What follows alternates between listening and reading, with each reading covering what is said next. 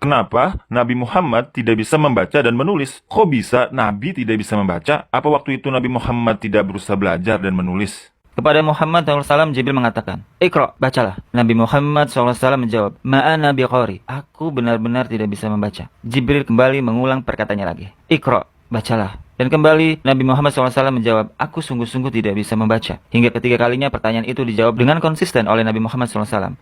Ma'ana biqari. Itu artinya, Nabi Muhammad meyakinkan pada kita semua bahwa dirinya memang betul-betul tidak bisa membaca. Bahkan, Jibril menanyakan berulang kali, jawabannya tetap sama. Setelah itu, Jibril membacakan surat Al-Alaq ayat 1-5. Jadi, riwayat di atas juga menepis tuduhan bahwa Al-Quran adalah tulisan Nabi Muhammad SAW atau produk Nabi Muhammad. Karena Rasulullah tidak bisa membaca dan menulis, apalagi merangkai kalimat-kalimat indah seperti Al-Quran. Jadi jelas, Al-Quran adalah wahyu Allah yang diturunkan melalui Jibril kepada Rasulullah. Dalam surat Ankabut ayat 48, Allah berfirman, "Dan engkau Muhammad tidak pernah membaca sesuatu kitab sebelum Al-Quran. Dan engkau tidak pernah menulis suatu kitab dengan tangan kananmu. Sekiranya engkau pernah membaca dan menulis, niscaya ragu orang-orang yang mengingkarinya." Jadi jelas, Allah menjadikan Nabi Muhammad SAW buta huruf hingga orang yang mengingkari ayat Al-Quran tidak punya alasan untuk membantah Al-Quran. Dan tentu saja, ayat di atas adalah bukti sekaligus menepis tuduhan bahwa Al-Quran adalah tulisan Nabi Muhammad SAW. Bagaimana bisa seorang yang tidak bisa menulis dan tidak bisa membaca bisa menciptakan suatu kalimat yang memiliki sastra tinggi melebihi syair-syair bangsa Arab ketika itu? Nabi Muhammad kan tidak dikenal sebagai penyair.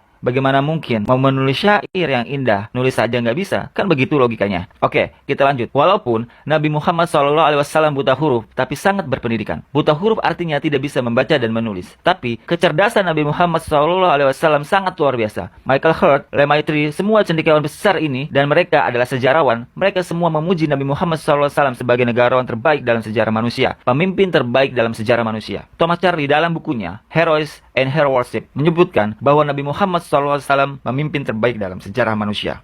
Kalau sekarang, ilmu tata bahasa Arab disebut Nahwu atau Syorof. Dulu, pada masa Nabi, belum ada ilmu semacam ini. Oleh karenanya, pada masa itu sangat jarang orang yang menulis karena tidak ada aturan bakunya. Nah, kalau pada masa itu, orang yang menulis saja jarang, apalagi orang yang membaca. Apanya yang dibaca kalau tulisannya aja langka? Sehingga banyak orang yang tidak bisa membaca dan menulis ketika itu.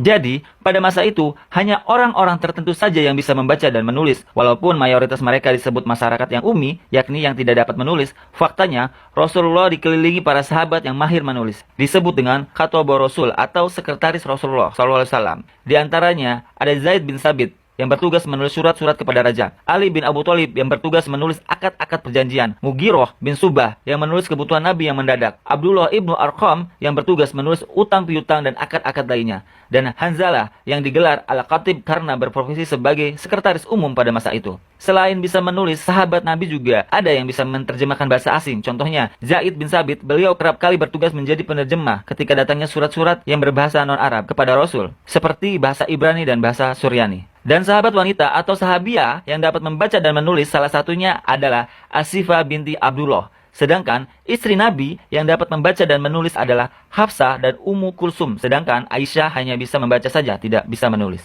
Dalam kitab Al-Intisar disebutkan Rasulullah memiliki 43 sekretaris. Namun, sekarang teman-teman dapat membaca buku tentang judul 65 Sekretaris Rasulullah, karya Profesor Dr. Muhammad Mustafa Azami, yang mana berisi ke-63 biografi sekretaris Rasulullah. Nah, oleh karena itu, faktor tadi jadinya pada masa itu orang-orang Arab mengagung-agungkan penyair. Karena para penyair dapat menulis dan menciptakan sebuah sastra Arab yang indah, yang mana pada saat itu belum ada aturan baku dalam bahasa Arab. Oleh karenanya, mereka mengagung-agungkan penyair. Bahkan, orang-orang yang dapat menulis pada saat itu diberi gelar Al-Kamil, yakni orang-orang yang sempurna. Selain itu, pada masa itu, tulis-menulis hanya untuk yang penting-penting saja, seperti syair, hukum, aturan, surat menyurat, dan lain-lain. Nah, ini merupakan contoh surat-surat yang ada pada zaman masa itu. Dapat kita lihat bagaimana tulisan bahasa Arab sangat berbeda dengan bahasa Arab yang sekarang. Sehingga, pada masa itu, orang Arab tidak bisa membedakan huruf.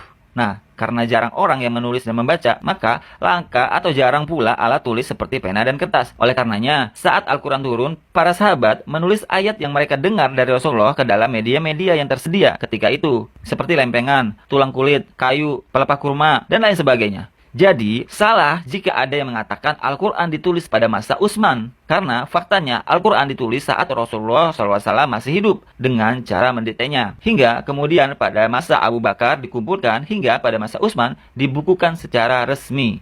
Nah, walaupun mayoritas bangsa Arab tidak bisa membaca dan menulis, mereka terkenal dengan tradisi menghafalnya. Nah, itulah sebab Al-Quran ketika dikumpulkan lebih banyak dari hafalan-hafalan para sahabat Nabi Muhammad SAW. Nabi Muhammad sendiri sering mengulang-ulang hafalan pada saat bulan Ramadan bersama Jibril alaihissalam.